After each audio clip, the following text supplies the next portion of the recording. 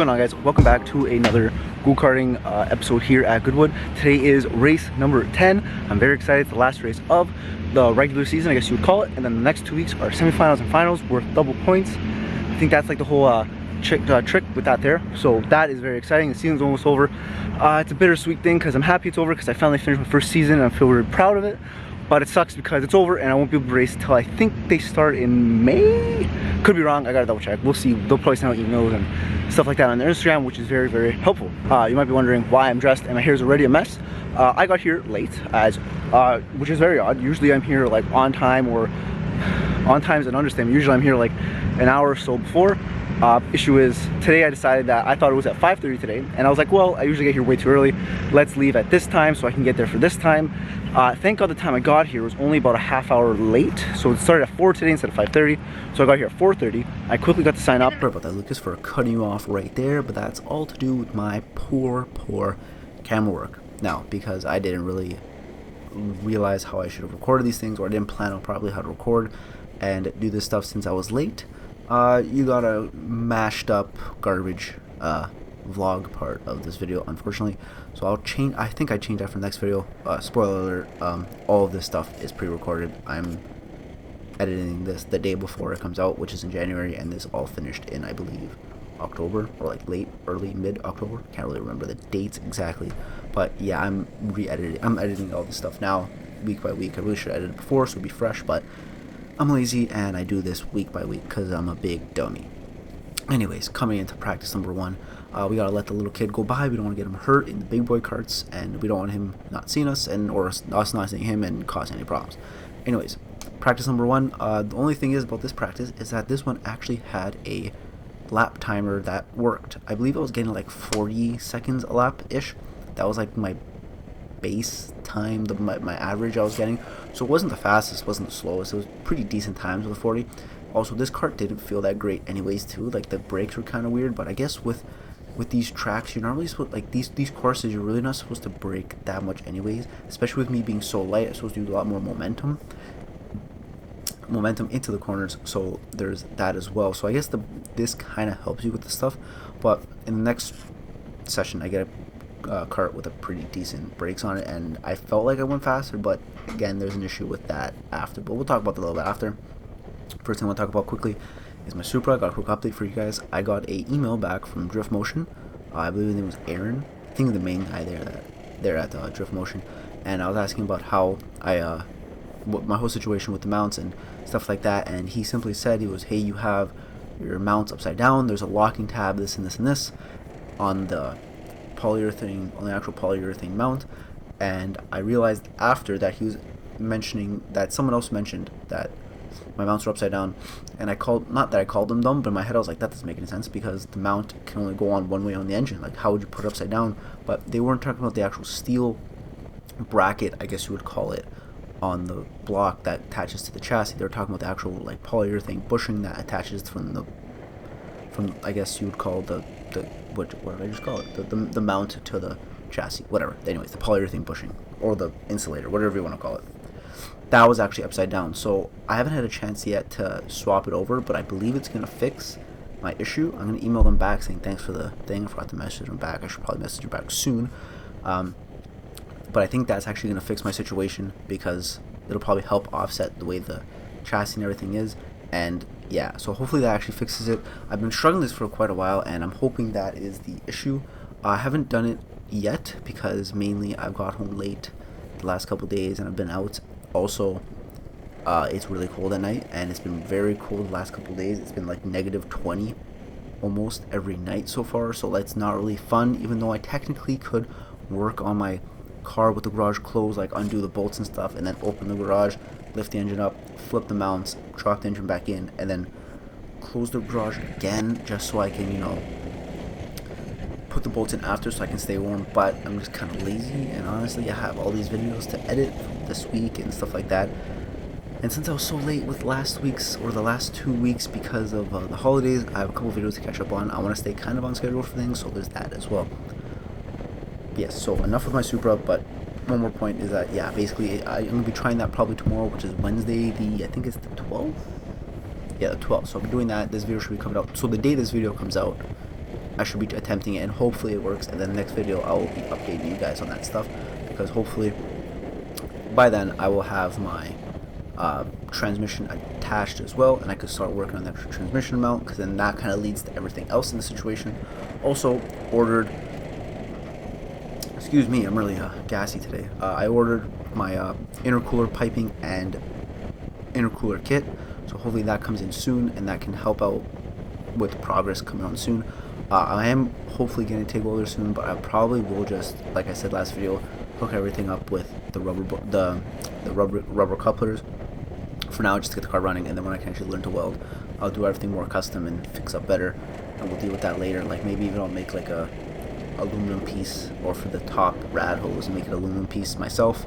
But that's all hearsay, and we'll get cross that bridge when we get there, because that's a long process, and I don't even know how to TIG weld yet. I don't even have a TIG welder yet, anyways, so it doesn't even matter. I can't weld, and I don't even have it yet, so there's that. On to this session. As you can see, the actual lap timer doesn't work, so that kind of screwed my plans for this session. I wanted to kind of talk about like how I was doing this laps and stuff like that, comparing it to my last laps. That's kind of like how I like to do, how I compare like from practice 1 to whatever to qualifying at the race.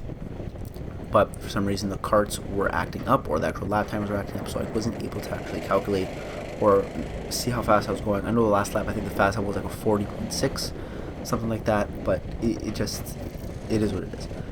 Alright, so here on the last lap, I just want to kind of talk quickly about the guy in front of me, about the driving styles, and how some people like to drive with a lot more grip, and some people like to drive with a little bit more of like a loosey-goosey style. So for example, I try to drive with a little bit more grip and try like more seated. The guy in front of me likes to get a little bit more squirrely in the back, and for some reason we're able to stay like the same speed.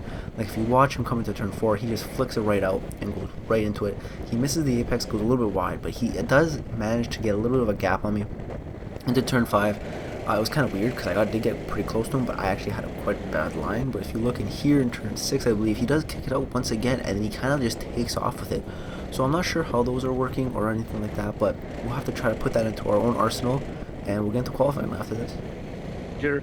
Practice 1, the cart was not too bad, had a little bit of grip, but the brakes were like nothing. I was too scared to stand on the brakes because I'm scared to kick back out, but you essentially had to stand on the brakes. I think it was car number 99. Yes, it was 99, because I was like the great one, or C.R.K.C, whatever. And you had to stand on it, which was kind of, but it's okay. Second time out, I got number 97. The steering wheel felt like higher up, which is kind of awkward the way I was standing, which is kind of weird, but it's okay. But the brakes were actually really good on those, because if you like got halfway through the brakes, it stopped you immediately. And I think turn 4, one of the turns, I actually ended up I kicked the car out just slightly, just enough for me to see it and catch it, so it was good. But that one had a lot of grip. They have the qualifying groups out now already, so I'm just here waiting to see if they're actually gonna call names out to do the chip draw to pick your cart, so we'll see that. Also, one other thing, I'm gonna show you guys my gloves.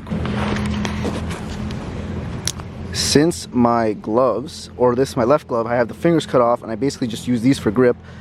You can tell exactly where I try to get the grip from in the gloves.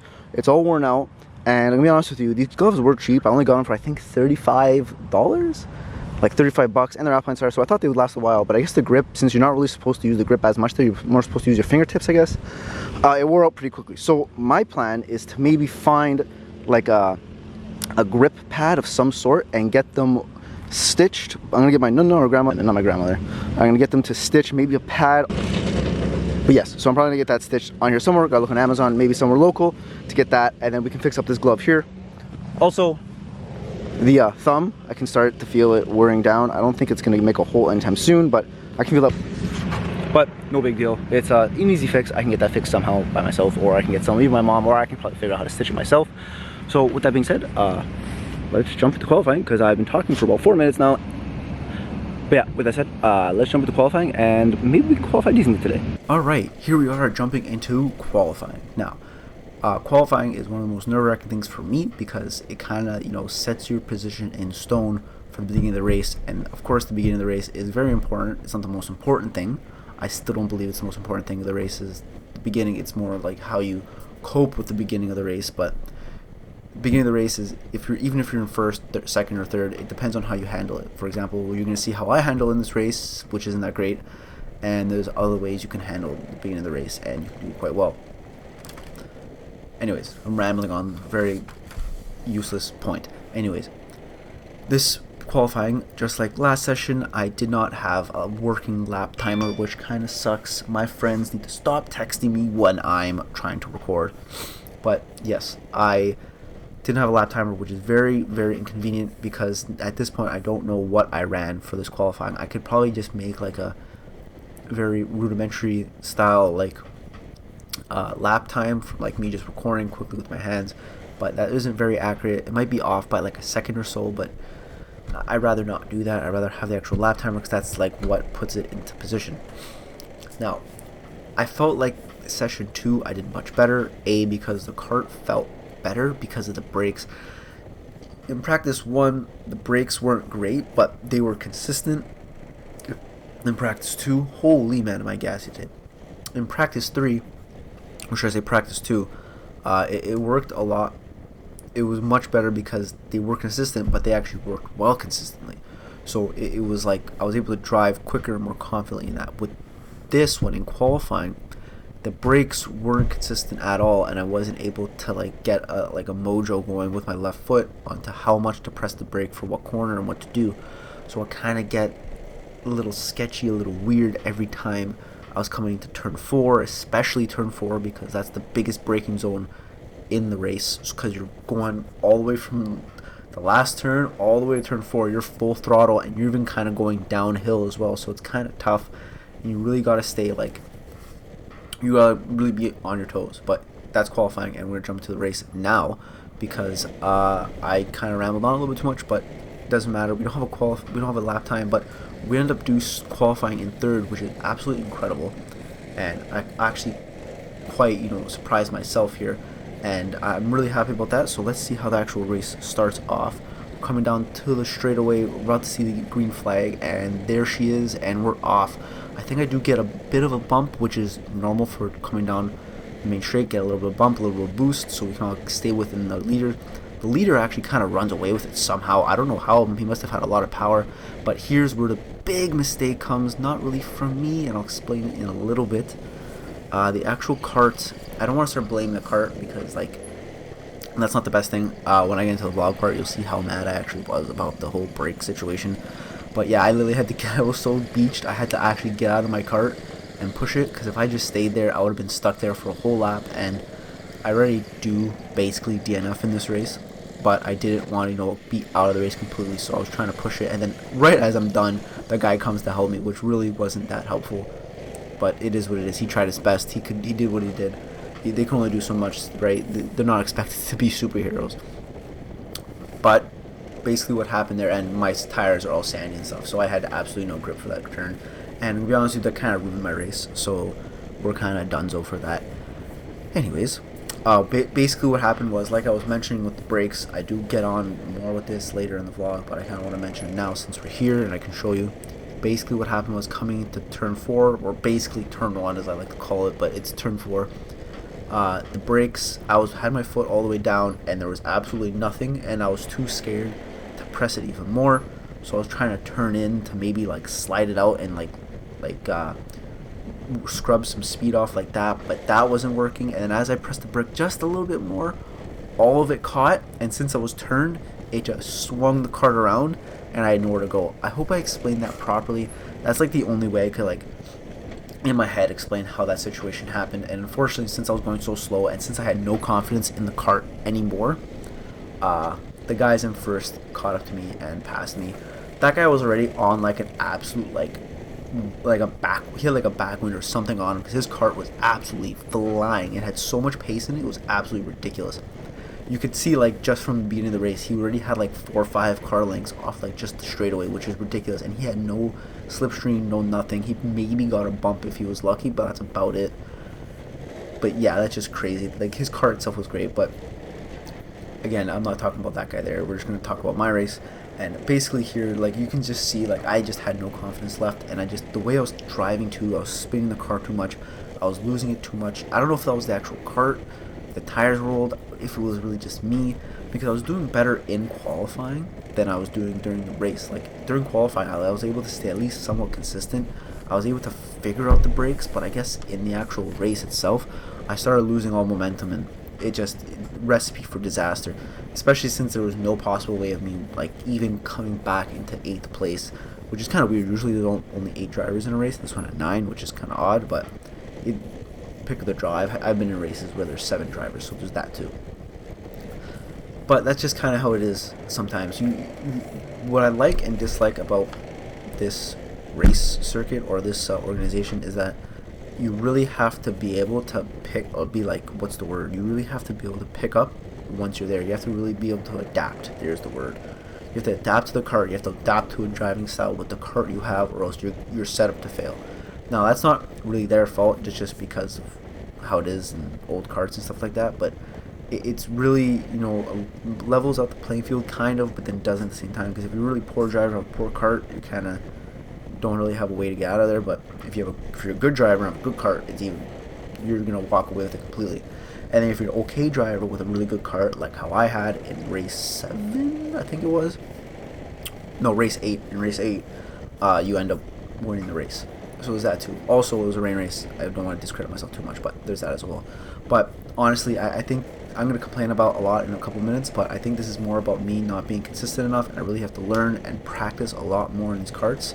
And that's basically what we have to do. My goal next year is to not DNF one race, but we'll see how that goes. Alright, so let's talk about that shamble of a race and story of my life races, about how these go. I qualified 3rd. I don't know my time because, again, it didn't show. I was going to ask somebody, but it really doesn't really matter, so I don't really care. But I qualified 3rd, which is good. Now, what happened in the actual race? Coming into turn 4, well, turn 1, we're doing all dandy. They're kind of pulling away from me, but it was okay. I don't care. That's fine. They're pulling, but I still was able to keep up with them. Coming into turn 4, I stepped on the brake, and I knew that the brakes were pretty shit on this cart, so I knew you had to step on a little bit more. And as I was coming to turn 4, I was almost standing on them, and there was nothing. There's absolutely nothing coming to turn 4, and yeah, I had no brakes. And then all of a sudden, as I started to try to attempt to slide it, maybe that would catch it, the brakes caught, and yeah, I spun. Essentially, that's what happened. So basically, there was no brakes into coming to turn 4, and then finally, when I finally pressed on the actual brake harder, the brakes finally kicked in, and I guess since I was pressing it too much, it just spun me out, and it was game over for me there. Because because of the way I fell into the corner, it took me like 10-20 seconds, maybe even more, to get the cart actually out of the dirt, which kind of, like, 20 seconds is almost a lap, right? Another like 18 seconds, and they're probably like halfway through the lap, right? And just an absolute mess. Is what it was. It sucks because that's kind of how you have to deal with these carts here. It was good enough for qualifying, I guess, but I guess it wasn't good enough for the actual race. I should have probably pumped the brakes instead of just slamming on it. I should have been lazy, like, oh, there's nothing there.